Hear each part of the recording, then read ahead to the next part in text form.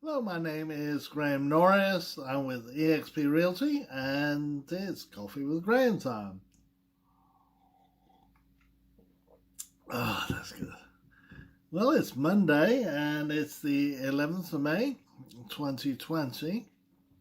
And the last video I recorded was about a credit score, and a surprise, a negative surprise that we had that completely caught us off guard. And that was paying down our credit balances and negatively affected our credit score. And what that effectively did was lower the percentage of available balance that was open to us. So the credit lines, if you have a certain credit line, and if you use ideally, the idea is to use 35% of that as the ideal amount, and will attract the best score. So anything above that, it tends to be negative. Anything lower than that tends to be negative. So to get around that problem is lower the available credit that you have, not by closing any credit lines down. You should never do that. That will affect your credit score. What you want to do is call the credit card company, or the company that's offering the credit line, and ask them to reduce the credit limit, and that way you'll have a smaller percentage balance on that credit line by reducing your credit limit.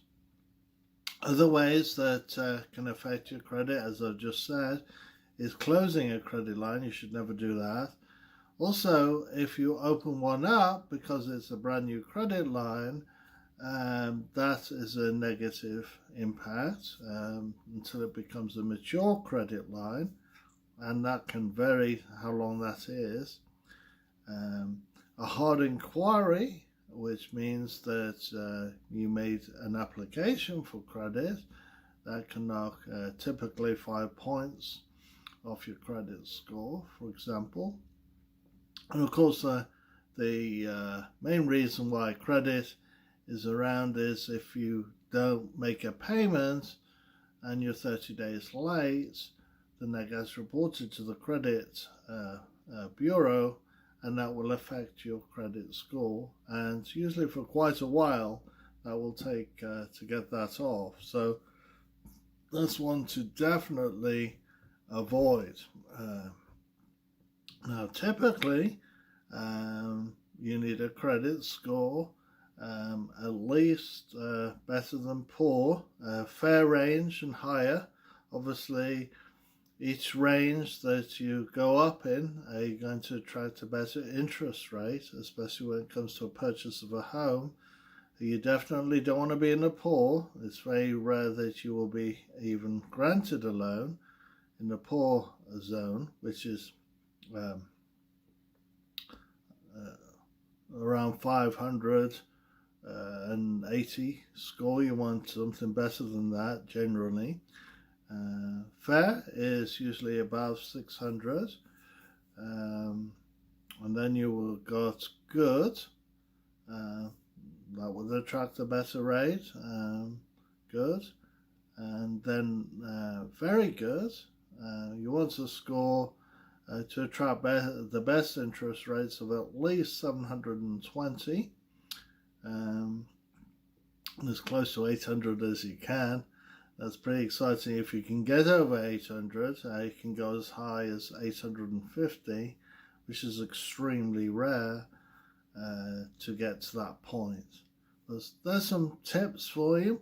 I use Credit Karma. They have some good tools in there. They have some amortization tables, and they have all sorts of tools. One is the which I used to find out was the credit score simulator, and you can play with that and see how the credit score works. If you have any questions or anything you'd like to know, then certainly reach out to me on 865-405-7947.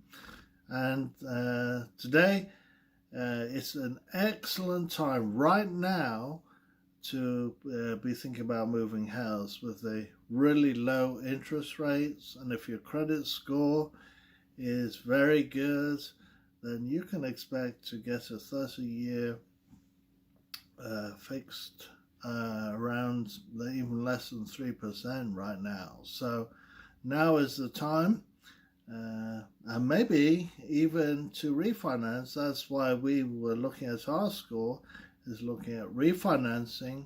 So I'd certainly encourage you to do that. If you want a recommendation, I use a particular loan officer. He's extremely good, award winner.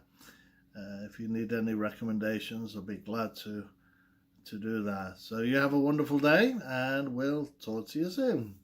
Bye-bye for now.